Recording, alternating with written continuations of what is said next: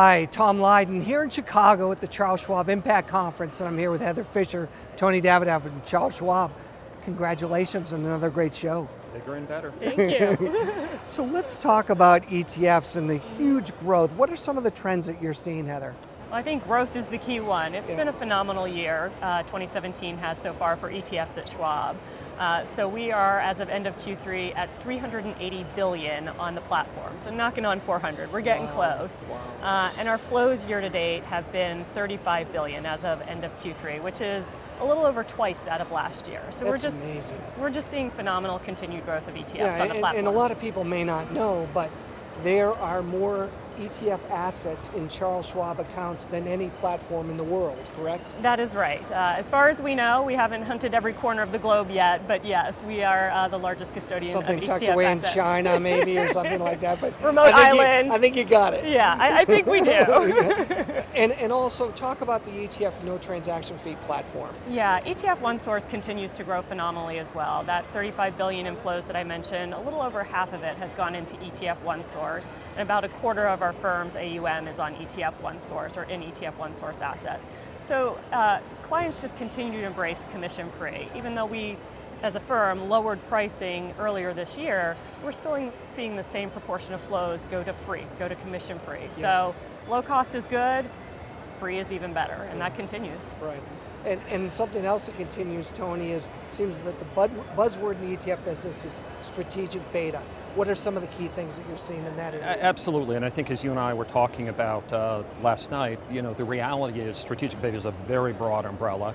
It obviously encompasses strategies from fundamental indexing to momentum to quality, and I think sometimes they're all grouped together, assuming that all those strategies are really designed to provide the same outcomes. Right. Clearly they're not. Right. So what are some of the differentiators? Yeah, I mean, the way that we look at it is, the first wave of ETF innovation really had been providing better building blocks. So fundamental indexing, which is a value-oriented strategy, has obviously done very well. It has a long history. It's something Schwab is very passionate about. But strategies like low vol and quality are also strategies that are really solving for specific needs of clients.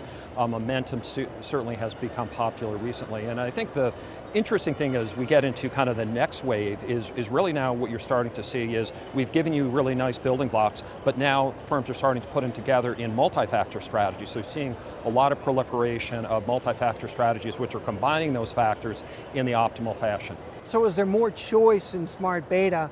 Are advisors actually getting smarter and utilizing them? Well, I think there's a challenge. I think there's a challenge, and one of the things I hear from advisors a lot is it's becoming a little confusing, right? So we've just got them to the point that they understand what the individual strategies do by themselves, and now all of a sudden people are coming along and say, I can put them together in an optimal fashion. So I'm a believer there's a role for both of those. I think multi-factor clearly have a role for people who aren't doing it on their own.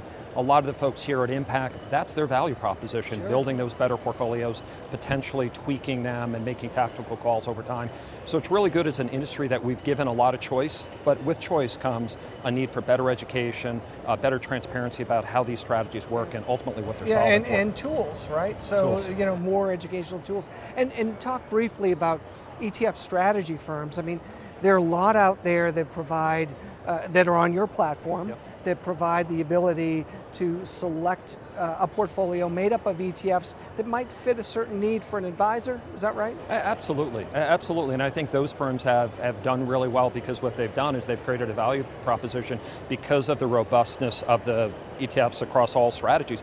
They can actually implement strategies that are global macro oriented or may have certain biases and tilts built into them.